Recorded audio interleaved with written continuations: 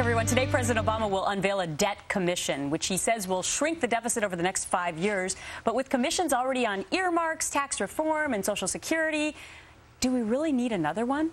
We're back with syndicated columnist Michelle Malkin, and joining us for a fair and balanced debate is Richard Socarides. You got it. Right? Yes. And he is a former senior advisor to President Clinton. And by the way, Richard, you also used to work under Erskine Bowles, who is the Democrat now appointed to this deficit commission. I did, and it was a couple of great years when he was White House Chief of Staff. So I'm a big fan of his and Senator Simpson's. I think these guys could be very helpful in this. I mean, of course, the problem with the deficit is a big problem, and the way you reduce the deficit is you spend less and you tax more. Wait a minute. And those are you said you spend less? You spend less. So you actually believe this commission will recommend to spend less? I think the commission will recommend to spend less and to tax more, and of course to cut the tax breaks, to stop giving tax breaks to the rich. These are two very difficult things for politicians to do, and this commission may show us the way forward. But wait a minute. Reasonable people the Obama with a lot of credibility. administration already is going to give they're already going to tax the rich. Isn't the biggest story here, Michelle, what they might do to the middle class?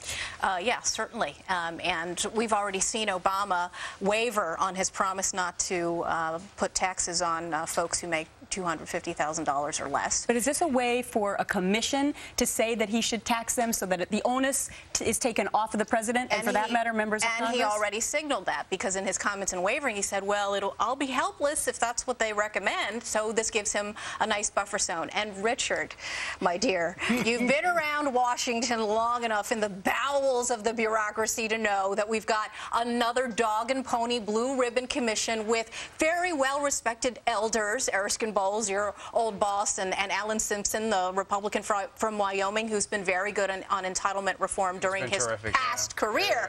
But nobody's going to listen to these guys. The panel is totally toothless.